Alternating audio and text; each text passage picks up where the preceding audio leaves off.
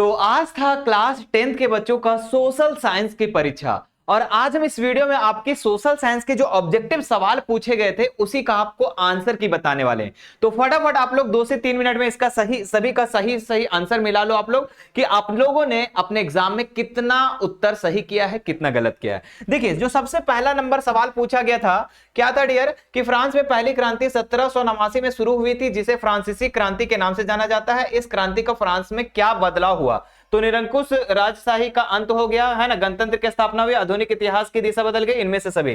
तो इनमें से सभी इसका right answer option number D हो जाएगा।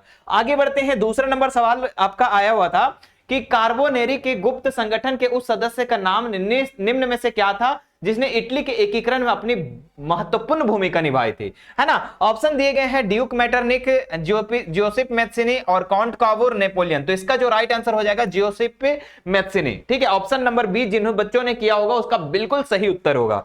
आगे बढ़ते हैं हम लोग, तीसरा नंबर सवाल पूछा गया था कि 1914 में राष्ट्रवाद निम्न में से किससे जुड़कर यूरोप को महाविपदा की ओर ले गया? ऑप्शन दिए गए थे साम्राज्यवाद, उदारवाद, समाजवाद या उपनिवेशवाद। तो इसका जो राइट आंसर हो जाएगा आपका साम्राज्यवाद, है ना।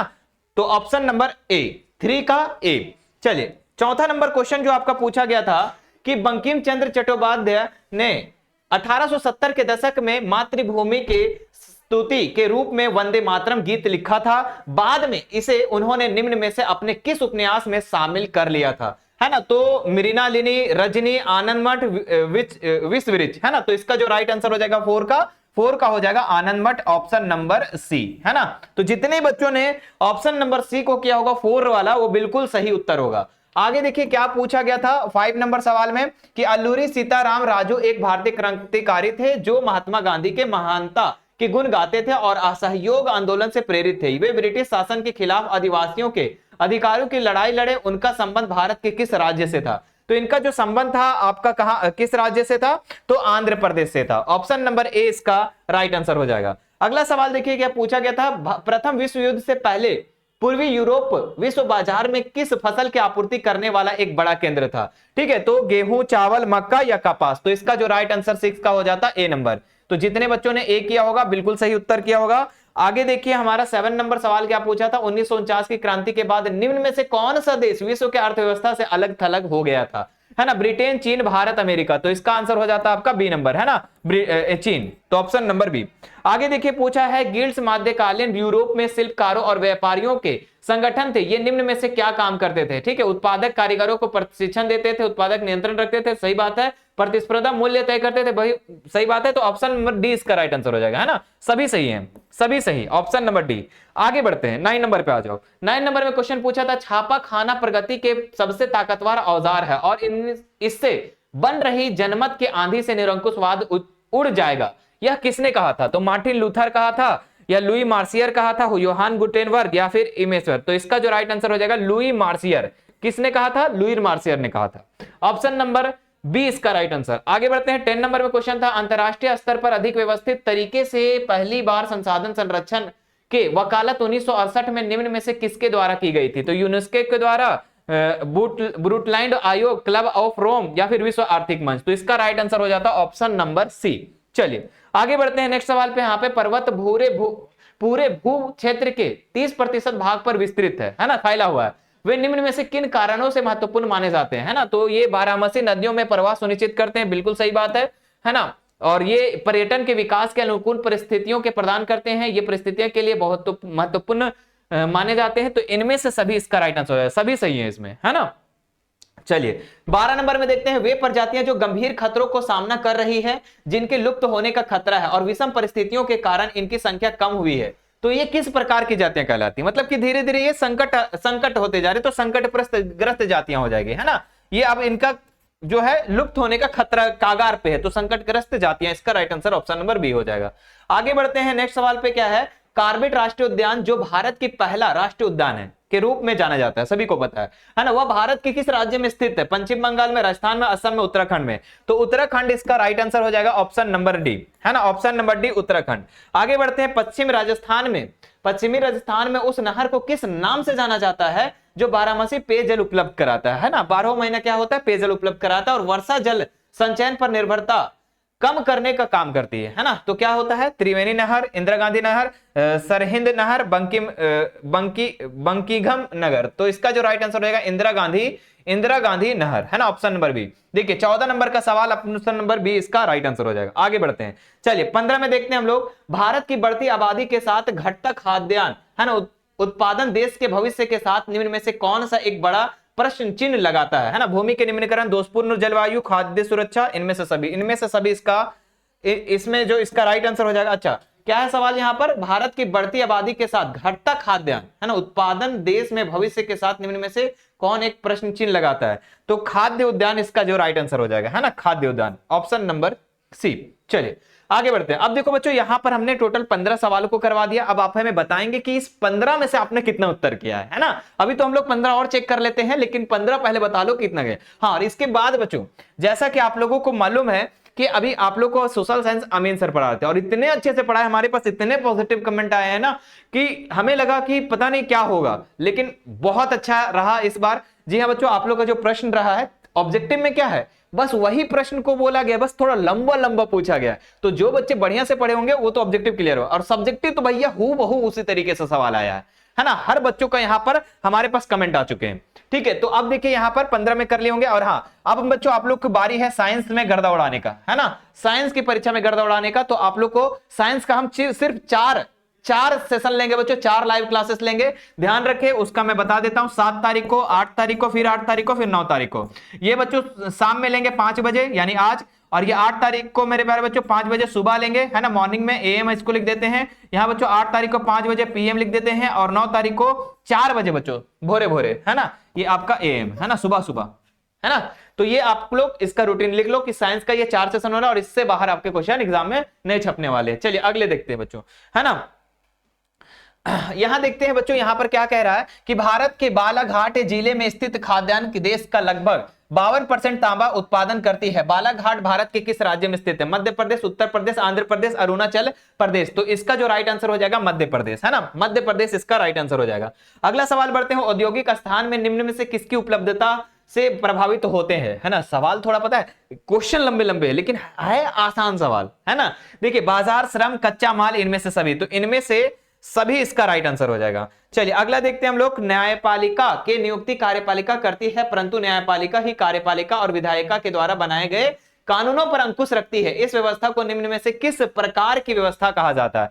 नियंत्रण एवं नियमन, नियंत्रण एवं संतुलन, नियंत्रण एवं प्रतिबंध, या फिर नियंत्रण एवं वितरण। तो इसका जो राइट आंसर जो हो जाता है आप लोग का ऑप्शन नंबर बी, है ना।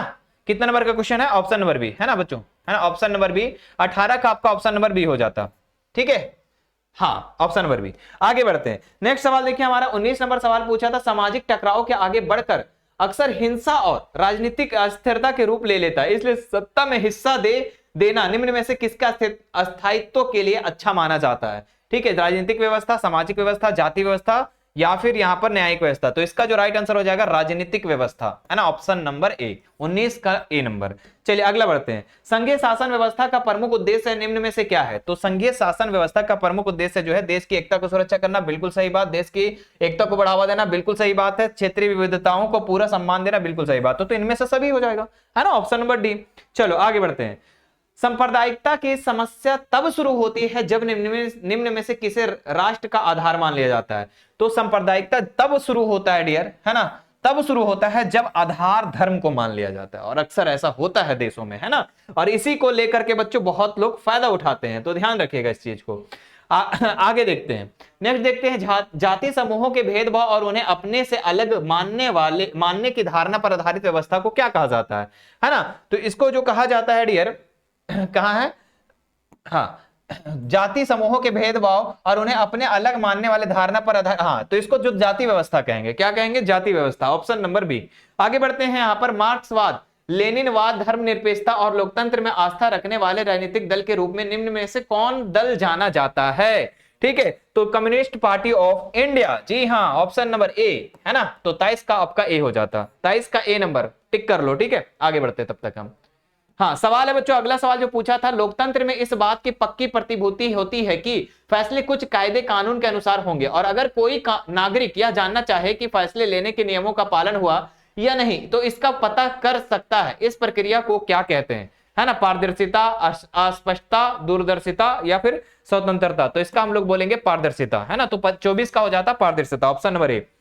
आगे बढ़ते हैं, जो 25 नंबर में सवाल पूछा गया था कि किसी भी तरह के लोग अधिक आय चाहने के अतिरिक्त निम्न में से किस प्रकार की इच्छा और पाना चाहते हैं। आय के अतिरिक्त और क्या इच्छा है ना, सामाजिक समानता, स्वतंत्रता और सुरक्षा, स्वास्थ्य और सेवाएं, शिक्षा, इनमें सभी चाहते हैं भाई। वो इनकम के साथ साथ वो सामाजिक सम्मान भी चाहते हैं, स्वतंत्रता भी चाहते हैं, स्वास्थ्य सेवाएं भी चाहती है, तो सभी इसका option number D D D D इसका राइट आंसर हो जाता है। ठीक है बच्चा, अगला क्वेश्चन जो पूछा था, क्या पूछा था, भारत में सफल घरेलू उत्पाद जीडीपी मापन जैसा कठिन कार्य निर्धारण निम्न में से कौन करता है। योजना आयोग, केंद्रीय सांख्यिकी कार्यालय, भारतीय रिजर्व बैंक या वित्त मंत्रालय। तो बच्चा इसका राइट आंसर हो जाता बी नंबर, क्या हो जाता, केंद्रीय सांख्यिकी कार्यालय, है ना।